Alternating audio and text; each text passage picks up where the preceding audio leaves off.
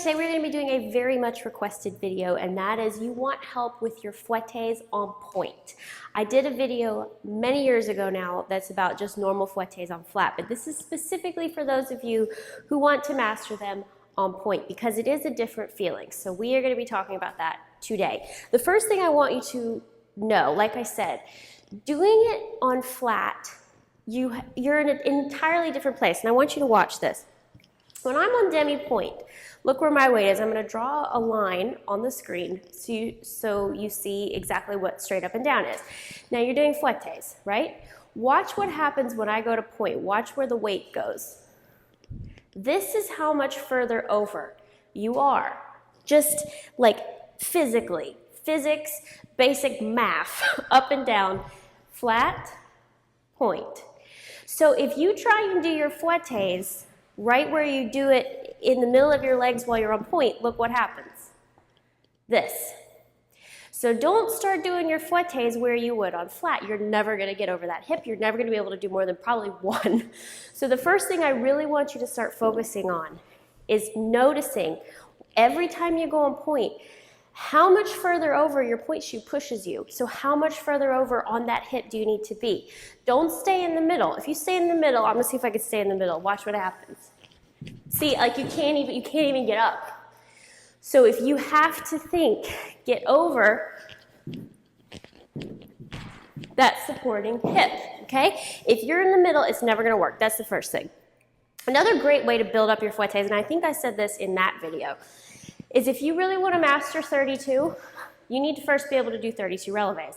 So 1 and 2 and 3. That's a great way to train for them just to build up the strength is to do that amount of relevés.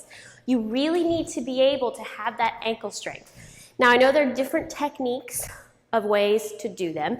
Some people roll up, some people spring. It really doesn't matter which technique you use. If you can't do 32 relevés, either springing or rolling, you're never going to be able to do the 32 fouettés. So I really want you to start working on that. It starts at bar. Fouettés are not just about coming out to the center and doing them. You're never going to get anywhere. The thing with fouettés, though, you almost have to spring a little bit.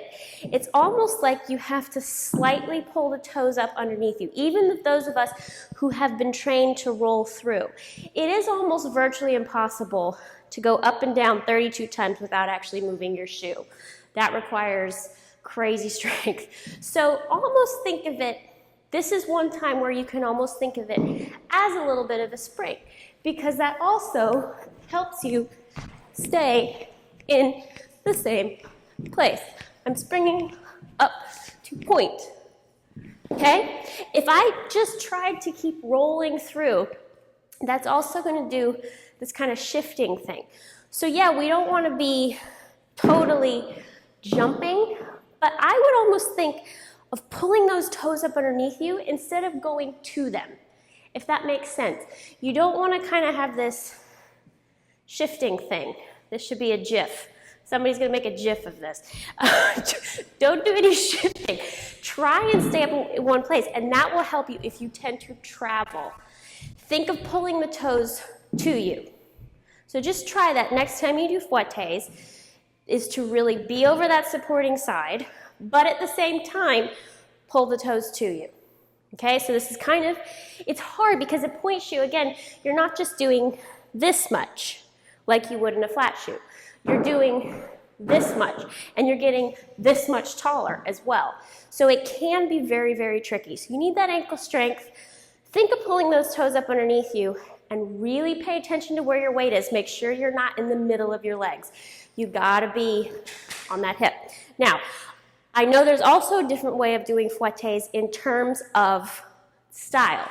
I know sometimes you see directly side, and sometimes you see front to side. No matter which style you're doing, every single one of them passes through second. Don't be this person or this person. You have to see second every single time, almost like picture. So if you think of making that second in that position, again, whether or not which technique you're doing, it almost, in a way, stops you just for a second because you don't want to feel totally out of control. We want to see it Arm matches leg. You should literally look like this. And maybe not that high, but you should look like this in your fouetté. Not here, not here, not here, side. So think mirror, and this is for guys too. A la seconde, second, because that is a pretty position. This, not so much. That's the pretty position. Arm matches leg, particularly if you learned front to side. Don't be this person. It's got to be, it's like your arm and leg are on a string together because you need to go around in one piece. Otherwise, you're going to be totally discombobulated. And another thing that can help you, I know a lot of people tend to get about here. You want to think of every time you're opening second, this arm goes to that wall. Don't let it go back here. So watch, this arm is going to go to that wall every single time. This wall, this wall. See, second, second, second, second. See? If I don't get all the way around, look, this starts to happen. This arm, think that wall, that wall, that wall. And then you have a better chance of getting around every single time instead of like maybe kind of sort of somewhere. So really make sure you hit this. And thinking of this arm helps that a lot. And the very last thing, guys, about fouettés is it's really a mental game. If you start them and you're like, I can't do this, it's never gonna work, guess what? It's never gonna work.